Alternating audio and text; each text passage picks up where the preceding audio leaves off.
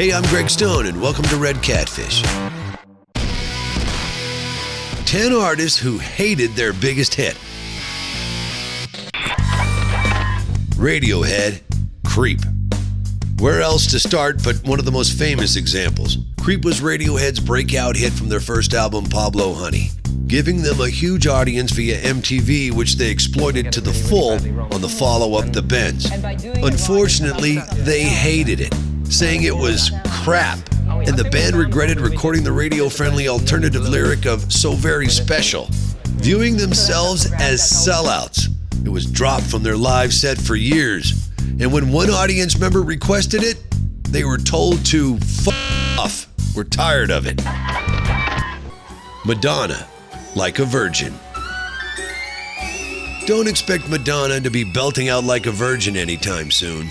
In a 2008 interview with New York's Z100 FM radio station, Madonna admitted, "I'm not sure I can sing Holiday or Like a Virgin ever again. I just can't unless somebody paid me like $30 million or something." Madonna went on to say just hearing Like a Virgin out on the town puts her in a bad mood.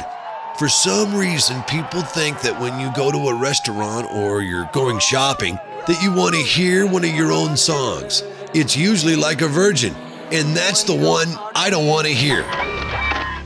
Oasis Wonderwall. Liam, half of the brothers Gallagher of rock band Oasis, told MTV in an interview regarding Wonderwall, "I can't f***ing stand that f***ing song. Every time I have to sing it, I want to gag." Before rounding out his interview with a knock against Fairweather fans across the pond, "You go to America and they're like, 'Are you Mr. Wonderwall?' You want to chin someone." Led Zeppelin, Stairway to Heaven. Singer Robert Plant has said that he'd break out in hives if he had to sing that song every night. "I wrote those lyrics and found that song to be of some importance and consequence in 1971. But years later, I don't know. It's just not for me."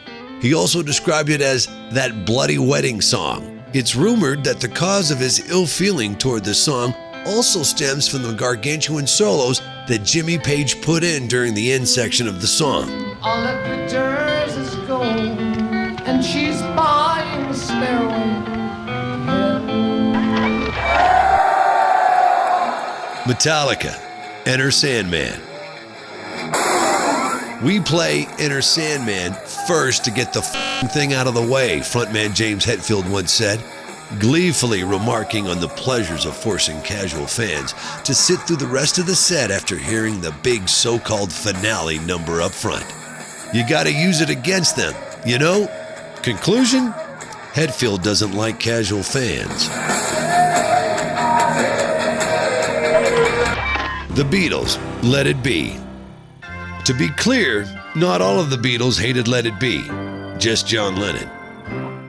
By the time the band was recording the album of the same name, Lennon and McCartney were spewing consistent vitriol at one another, to the point that hating on each other's song was probably a favored pastime in their crumbling friendship. The Beatles imploded and broke up shortly before the release of the record, and Let It Be was the final single released before McCartney officially announced that he would be leaving the band. Unsurprisingly, the song became a lightning rod for all of the problems that had driven the band apart in the first place.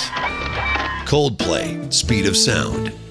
The band has admitted that they were trying to rip off Kate Bush's Running Up That Hill but didn't quite get it right on this. The first single lifted from their third album, X and Y, which went on to become a huge seller. Chris Martin has said that it's one of his least favorite songs, a claim backed up by the fact that they never play it live.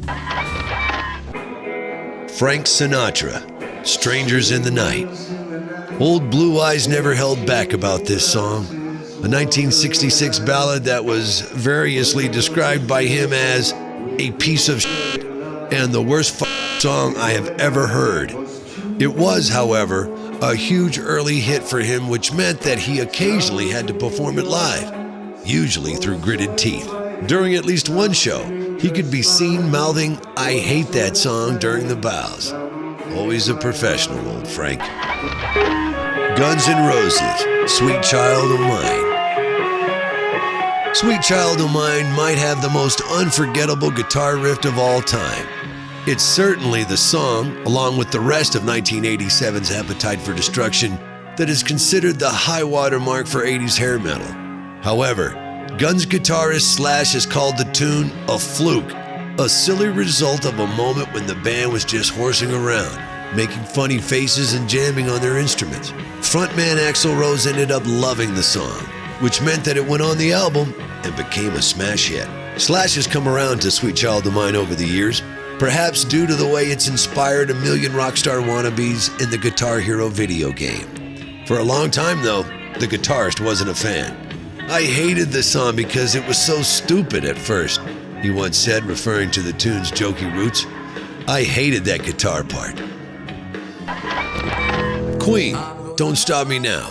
Almost the quintessential Queen song, but Brian May was no fan of this song, believing it to be celebrating the hedonistic and risky lifestyle that Freddie had taken up at the time. May is notable for his absence from the majority of the track, bar a signature guitar solo, which he probably couldn't quite resist. I'm Gregg Stone for Red Catfish. For more interesting lists, check out our YouTube channel.